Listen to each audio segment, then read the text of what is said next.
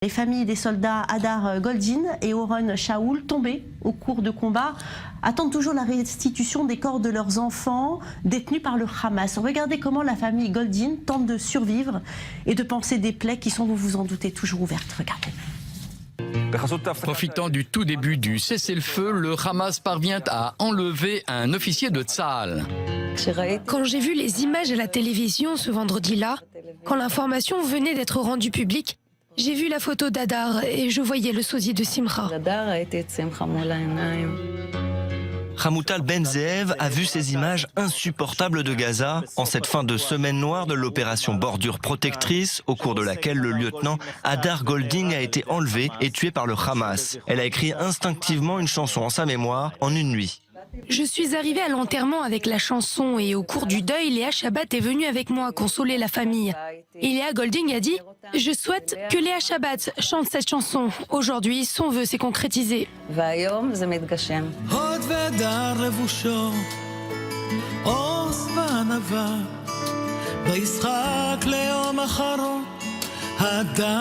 Quand Léa Shabbat, qui a composé et produit la chanson Courage et Humilité, a demandé à ses amies chanteuses Miri Aloni, Dindi Naviv et Daphna Harmony d'enregistrer cette chanson à la mémoire d'Hadar Goldin, elles ont bien entendu répondu présent, sans hésiter.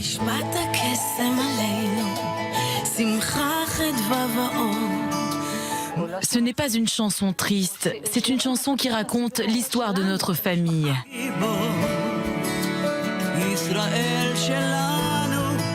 Bien entendu qu'il y a de la tristesse, parce que Hadar n'est plus. Mais cette chanson raconte l'histoire d'Hadar, raconte sa vie, notre vie. C'est une chanson gaie, pleine d'amour. Mais la première fois que vous en avez lu les paroles, vous avez pleuré ?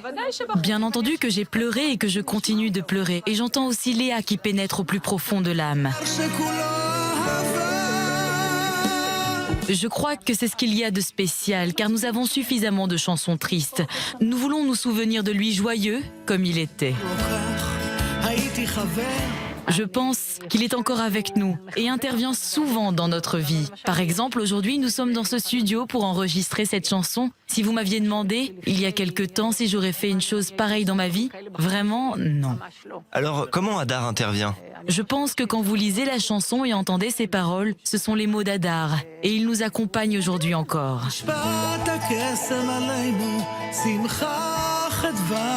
Simcha et Léa ne considèrent pas cette chanson juste comme un mémorial, mais plutôt comme un moyen de placer encore et encore à l'ordre du jour la question qui les tourmente et les fait agir tous les matins au lever. Ramener au pays le corps d'Hadar, leur fils, entre les mains du Hamas. On nous dit continuellement, vous n'êtes pas une famille normale, car nous sommes une famille kidnappée, une famille otage. Hadar, en fait, a été enlevé, et ce n'est qu'après qu'il a été déclaré disparu. Et on nous a conseillé d'organiser un enterrement. Cela signifie que, en dépit du fait qu'il soit disparu et que nous l'avons enterré selon les traditions du deuil, Hadar reste un otage. Nous avons un ennemi qui n'est pas disposé à signer la paix avec nous demain matin, et cette réalité nous l'avons déjà acceptée. La technique de prise d'otage, mais aussi en particulier d'enlever des corps, cela veut dire que c'est une des blessures qui brise le plus nos cœurs et nos valeurs. Hadar est resté entre des mains ennemies avec tout ce qui en résulte, et je ne peux supporter aucun moment où il reste entre les mains du Hamas. Vous vous souvenez d'une des chansons qu'il aimait ? La sonnerie de son portable depuis le jour de sa conscription était El Eretz Tzvi. La sonnerie de son portable est restée la même. Depuis qu'il a été recruté,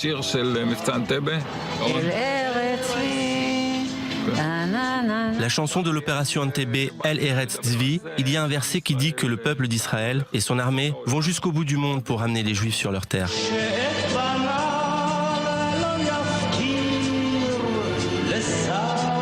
Nous avons reçu cette chanson en héritage avec la sonnerie de son portable. Il nous dit « Ne me laissez pas entre des mains étrangères ». Quelle est l'image qui vous revient en entendant cette chanson ? Vous posez des questions difficiles. Quand il sourit, sa photo, la photo de ses fiançailles, son moment le plus heureux. Ce fut son plus grand moment de bonheur, son dernier ? Oui, son dernier moment de joie.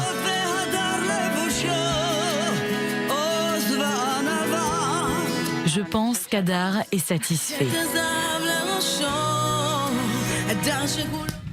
Des parents bien courageux, Jonathan Serrero, bonjour. Maurice Sifergan, alors on l'a vu dans ce reportage, Hadar Goldin a été enlevé aux premières heures de la trêve conclue entre Tsahal et le Hamas. Rappelez-nous les circonstances de l'enlèvement. Écoutez Valérie, ça a eu lieu un vendredi matin, 1er août 2014. Le lieutenant Hadar Goldin, 23 ans, était membre de la brigade Golani qui était engagé dans la bande de Gaza. À ce moment-là, à Rafia, dans le sud de la bande de Gaza, Hadar, à la tête de son unité, identifie une maison suspecte. Il se lance à l'assaut de cette maison car, selon lui, il y avait un tunnel, une entrée de tunnel dissimulée sous la maison, un tunnel offensif. Soudain, un membre du Hamas sort de la maison et commence à ouvrir le feu sur l'unité. 2 soldats sont immédiatement tués. Un 3e homme, Hadar, est capturé, mort ou vivant, on ne le sait pas vraiment, et entraîné au fond du tunnel. Alors l'armée a immédiatement mis en place la procédure dite Hannibal, une procédure certainement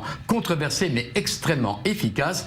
Il s'agit de pilonner systématiquement tout le secteur pour empêcher les terroristes de circuler et d'emporter leur otage dans un autre secteur. Il faudra donc attendre samedi soir pour obtenir la confirmation de l'enlèvement du soldat et la confirmation surtout de la mort d'Hadar. À noter que Hadar Goldin est un parent éloigné du ministre de la Défense d'alors, Moshe Ya'alon. Il est l'arrière-grand-mère d'Hadar et la sœur du grand-père de Moshe Ya'alon.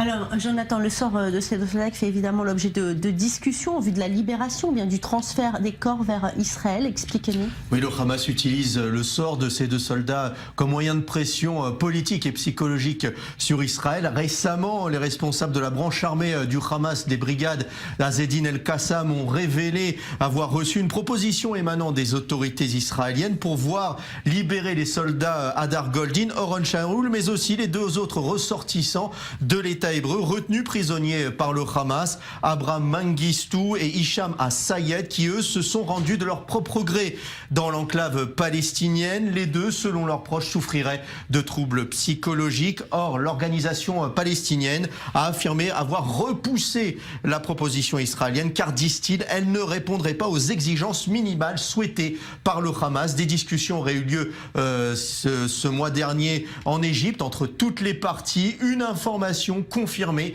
par le colonel de réserve Yor Liotan, chargé du dossier des otages israéliens retenus par le Hamas. Je vous propose tout de suite de l'écouter.